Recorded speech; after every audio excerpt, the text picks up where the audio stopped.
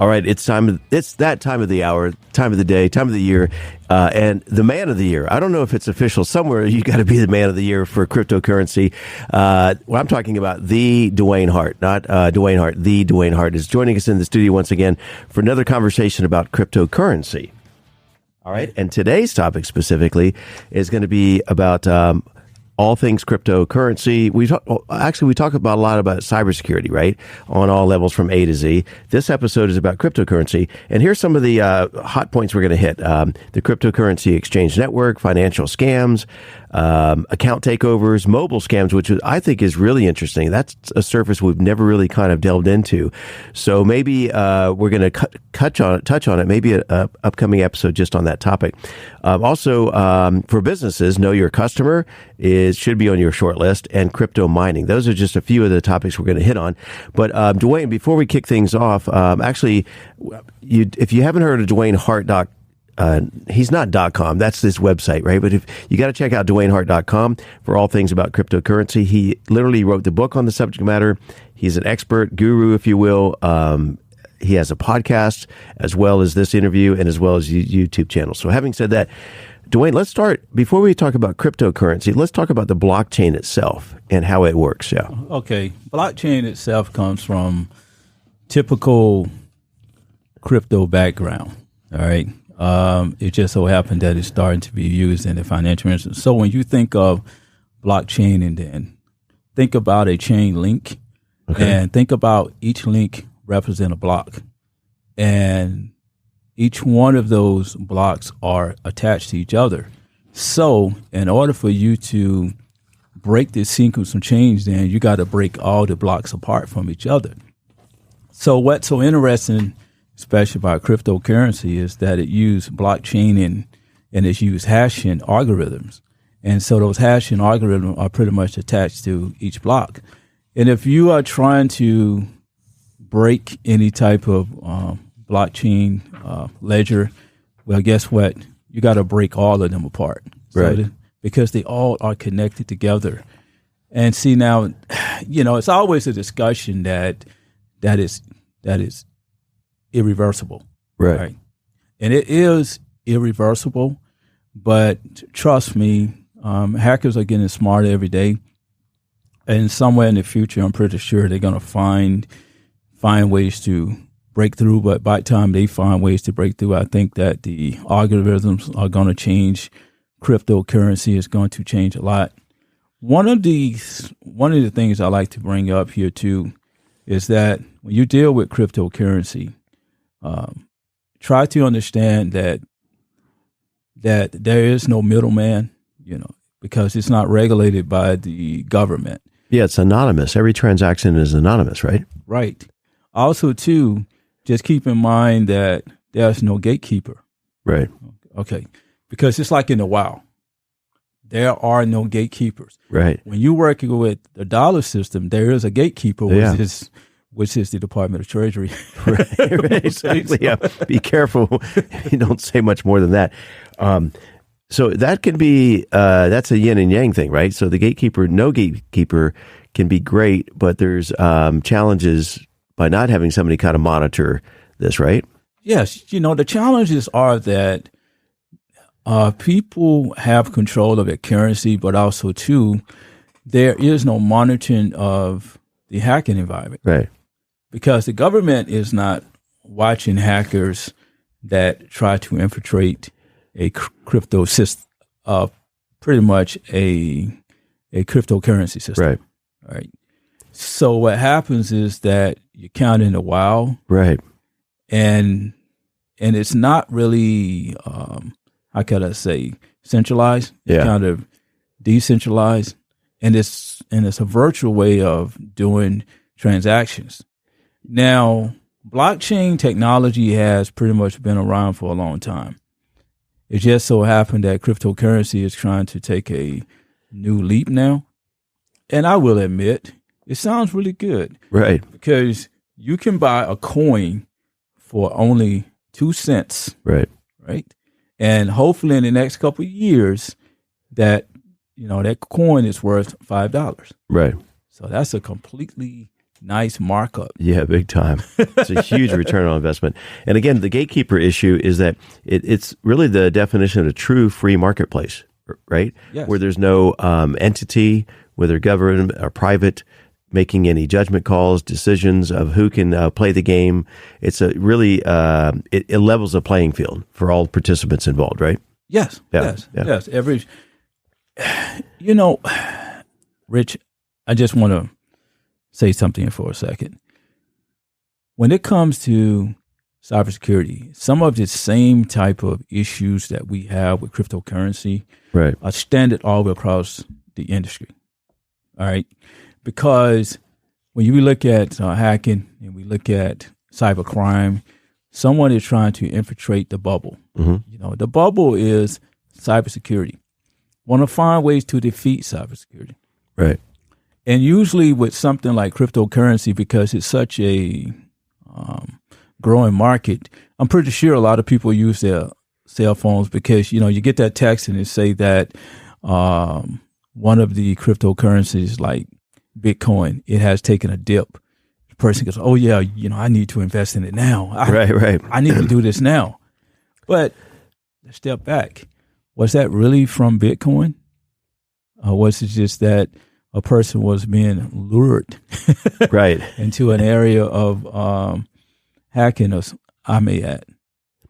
So let's talk about the cryptocurrency and Cybersecurity Connect, right? What are some of the steps or processes involved in, connecting these two entities? Well, the first one is proper authentication. Because with authentication, especially with some of the sites like Coinbase now, mm-hmm. in order for you to log on to your cryptocurrency account, you're going to have to use one computer. And if you go to another computer, then you have to verify that computer. All right. Right. And then also, too, during the authentication process, you're always going to be using two-factor authentication. Okay. So because you need authentication in place so you can verify the identity of the person that is either logging into the account or the person that's making the transaction. Right. To provide those safeguards and those checks and balances in place, which then talk about encryption. Encryption is about secrecy of information. Okay. This is the bulk of cryptocurrency. Right. Okay. You want to make it as secret as possible. See, there is something called ciphertext, and also to something called clear text. Now, with ciphertext, you are encrypting information. All right. With this plain text, there is no encryption at all. Really? It's just standard data in the wild. Okay. So with cryptocurrency, it uses encryption. Right. And the information is put in a ciphertext that is sent through the blockchains. Right. All right. So that's one way of looking at cryptography. But see, cryptography has been around for a long time. And with these policies in place or that infrastructure, there's no guarantee in life, but does that ward off a lot of the typical financial scams that could be conducted elsewhere? No. Okay. Never. There's no guarantee, but it probably does provide, a little bit more sense of security. Yes. Okay. Yes, you get a sense of the security, but cyber criminals are cyber criminals. Yeah, exactly. Okay. I mean, you can go back to the old stagecoach days or the train robberies, right? The train was pretty secure, but there's no guarantee. I don't know how they really hijacked a train with horses. I never understood that part, right? But I guess if you have enough ammunition and can create a fear within the engineer, it can happen. So let's move on maybe to talk about some concerns in terms, we mentioned financial scams. What are some of the electronic, crimes that are more difficult to track? Yes. When you think about these electronic crimes, mm-hmm. people or like hackers are sitting behind a computer or their phone and they carrying out an illegal activity. Right. So what happens is that sometimes you may not even be able to ping in on the laptop or what computer they're using, because they can log into another network and to carry it out. So let's just imagine, right? If you had your laptop, right, and if it was a building across the street over here, uh-huh, right, and let's say that you wanted to probably hack into a crypto currency account, okay, you could literally try to hack into that building over there and use their network, right, to hack into that system. Okay. So what you're doing now is that you're putting the onus on the other building over there. Right. Okay. Yeah. Okay. So that's one of the ways of looking at this, because as an electronic crime is that there are so many endpoints right everywhere. See, it's not like a physical crime. You know, right, when people were walking into a bank yeah, saying, "Give me all your money." right, Easy. It was a body. right. But today we have laptops and we have different systems that people use, and they're called endpoints. Okay. And so what you have to do is to have some type of way of tracking these endpoints down, and hopefully your threat logs are doing it. You know, a threat log tells you that this is an IP address that has logged onto the system. And it's not been authorized. Right. Or authenticated, like we talked about. There you go.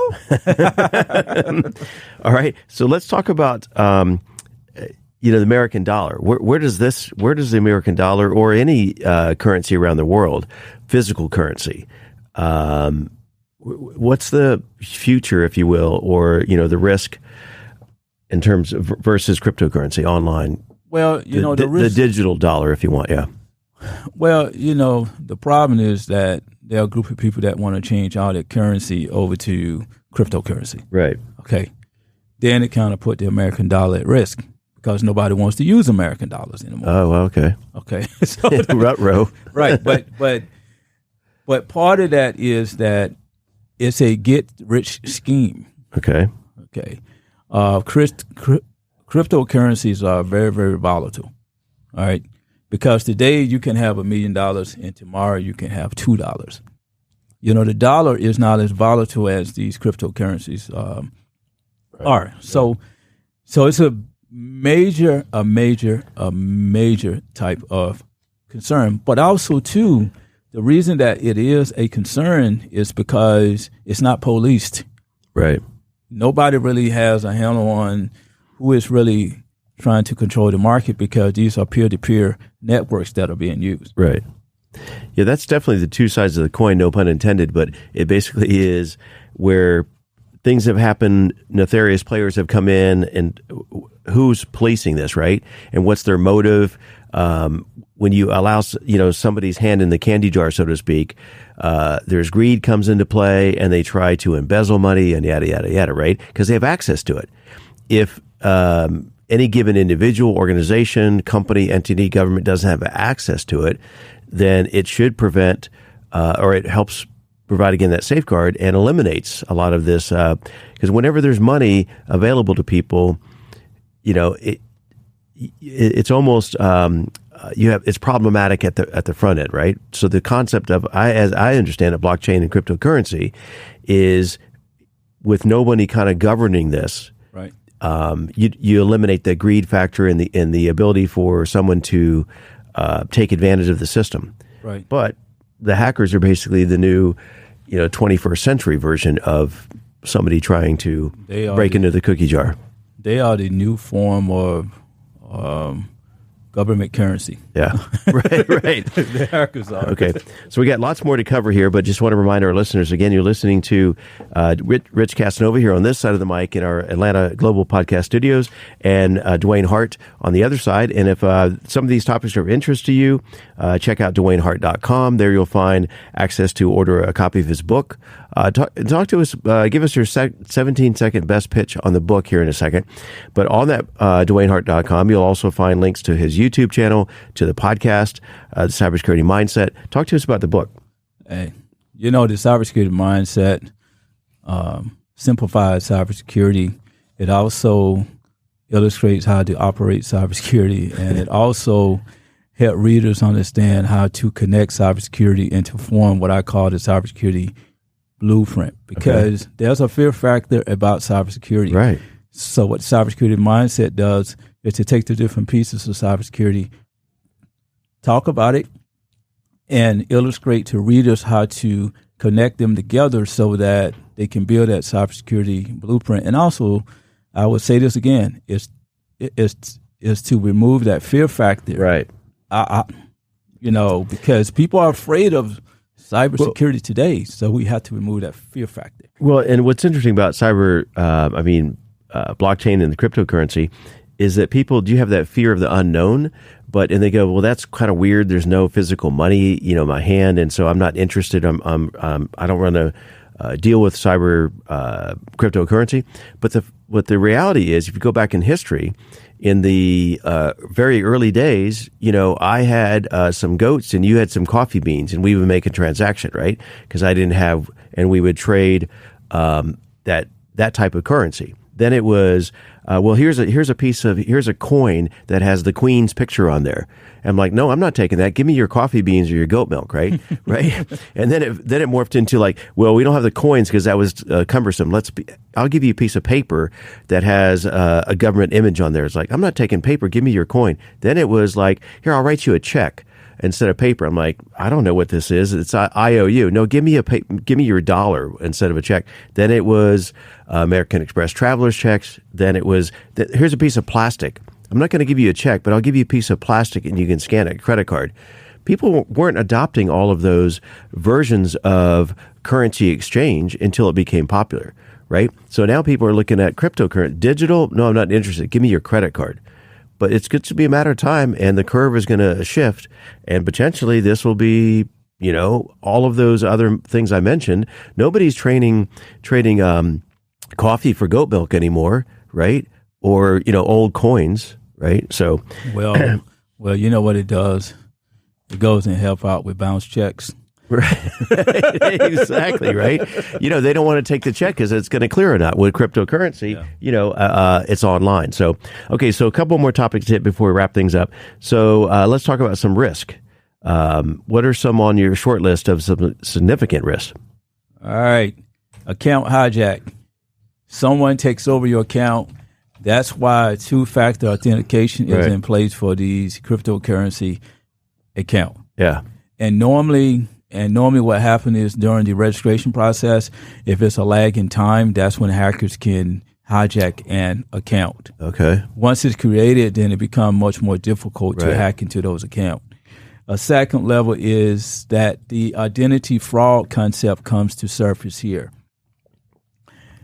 Here goes the way that the identity fraud can actually work, is that someone will pretend to be you, or someone will pretend to be someone from Coinbase and trying to get information. Right. Okay. So when you look at the identity fraud there, all your personal information can be used for other means as also for your own account. Because you think about a mobile device, and if someone tries to log into a Coinbase account, and let's say they send someone a text and saying that you need to log into this link on Coinbase and you need to update your information, whatever, right?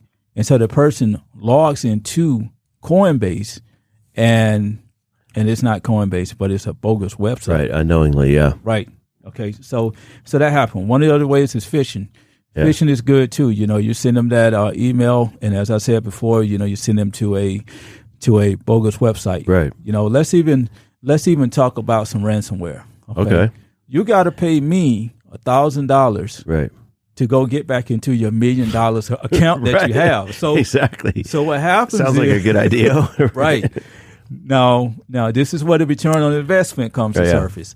If I give him $1,000, I can get back into my $1 million account on Coinbase. Right. See, that's just the easy way of how hackers can infiltrate accounts. What about a computer glitch? Let's say, for instance, during the time that someone is registering, right, and if there is a computer glitch, and let's say the information is stalled, right. This is very significant here, right. All right, so that's one, and let's talk about miners, okay, because miners, they can disrupt timing. Miners are they like to review transactions, because when you think of mining, you are taking a deep dive analysis and going in and searching and trying to find information. Right. See, it's like coal miners, right? That Right. are digging, right? Right. Well, these hackers are digging as well too, and just trying to find information. And so what happened is that miners are going to review these transactions and try to gain control of your Bitcoin accounts and so forth. Now, one of the topics that's on the list here, I really had put a question mark next to. What is this concept of double spend currency? Oh, yes. Yeah. That is when... that caught my attention. I'm like, what is that? Okay, because miners will go and find out your information, right, and try to set up a second transaction, okay? So like that means... clone or something? Yes, a clone. Okay. So that the miners will set it up, because the crypto chain is irreversible. But what if they can set up another transaction and double spend your money? Just like, for instance, you may say, okay, Dan, I have $10 that I want to pull out. But if a miners can find that information, then they can set up another transaction. And as you execute your transaction, it replicates. So that means that the $10 that you thought that you were extracting out, it turns to $20. Right. Okay, that makes sense, because then it doesn't necessarily set up red flags. Well, it would for me, but no, yeah, exactly, for you, but not for the average Joe. Yeah. Okay. So I think our last topic on the list here. Let's talk about some. We've talked about defining the blockchain, defining cryptocurrency, some hacker tools that they've been using, and financial risk and problems, and some of the frauds. Let's finish up with what are some controls to counter all of these, some of these topics we've talked about. Let's go talk about email. Best practices. Email is number one at the top of the list. Yeah. Pay close attention to email and make sure that it's from a legitimate source. Mm-hmm. Because if it's anything such as someone sending you a web link and telling you to go to a website so that you can update your Coinbase account or something like that, you really have to watch that. Yeah. And just to make sure that you are staying wise, and also too that you noticing any type of unfamiliar activity on your accounts as well. And I bring up email because that's probably the most centralized. That's the entry point, right? It's your front door. It's your front door. Yes. Right.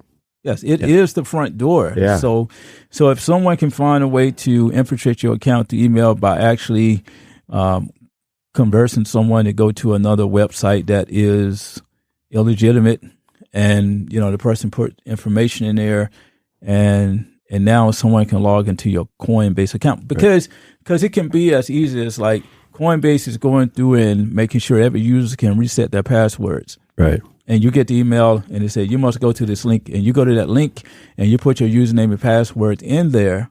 Okay. Game over. Game is over. Yeah.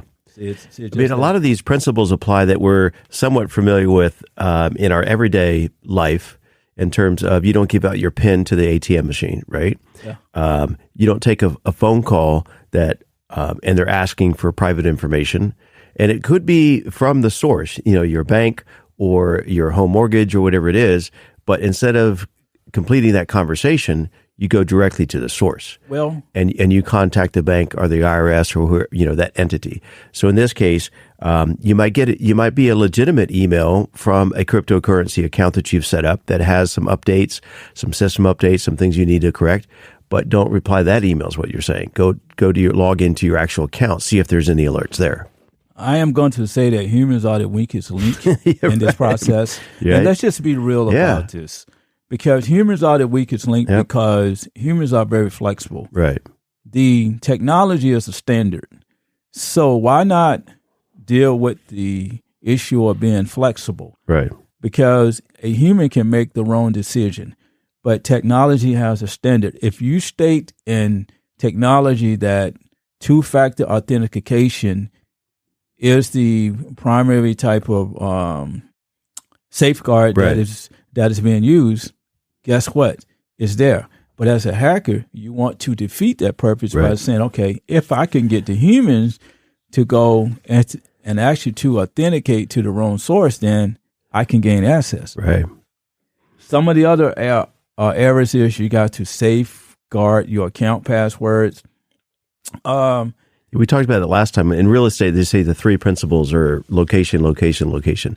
In cybersecurity, it's all about password, password, password. Password, password, password. You know, I just was reading an article earlier about having a password manager, Right. and versus using two-factor authentication. Mm-hmm.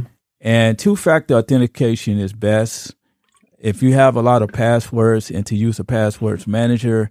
I've always thought that, you know, a password manager is just something that's saving your passwords either through the browser, and it makes it easy. But at the same time, I prefer to use two-factor authentication. Yeah. Now, Coinbase is very, very strong with making sure that two-factor authentication operates. And if you have not logged into your account in an extremely long time, Right. it's going to have you to re-authenticate Yeah. and to re-verify who you are. Another safeguard in place. Yes. Okay, so last question is, we teased at the top of the hour about this crypto exchange network. Define or help us determine what that is involved in the crypto exchange network. Oh, okay then. Well, it's a peer-to-peer network. Okay. Okay. And it's usually one person that is trying to create a ledger. And so in that blockchain network, so what you have is that someone that registers for a transaction, and then the transaction is represented as a block in a shared ledger. Then so after that, the block is broadcasted to all participants. And then after that, the participants approve the transaction is valid.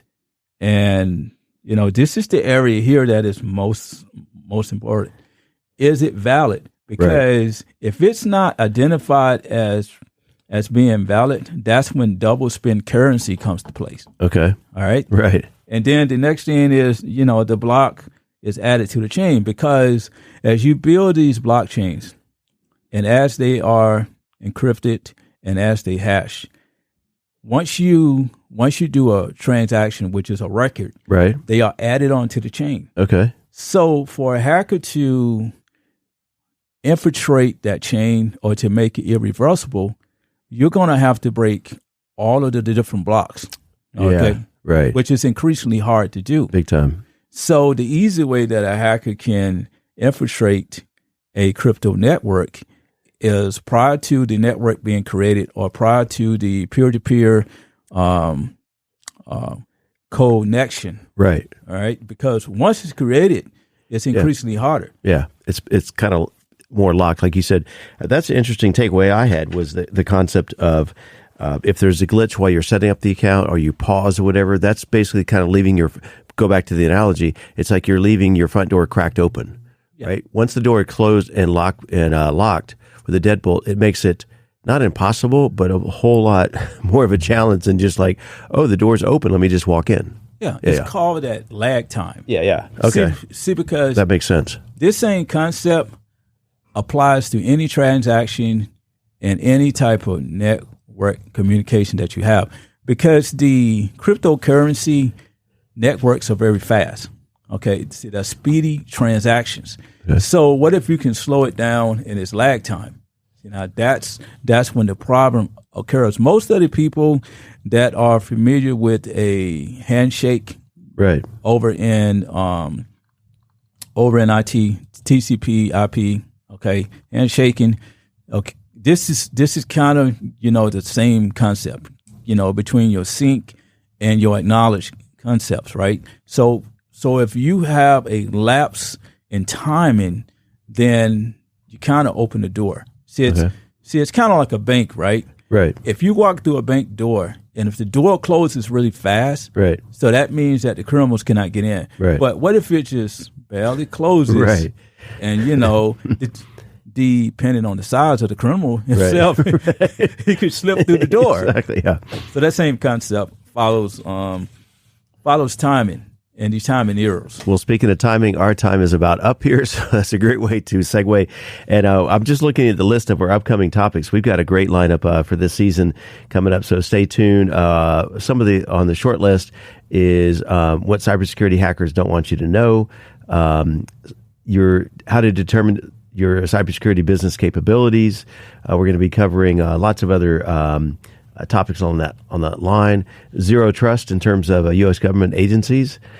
Key reasons there. So lots coming up here. But Dewayne, again, our pleasure to have you back in the studio here on the Georgia, our Global Podcast Studios here in our Atlanta, Georgia studio. So Rich Casanova here signing off. Dewayne, we'll see you on the other side of the microphone soon. All right, and take care.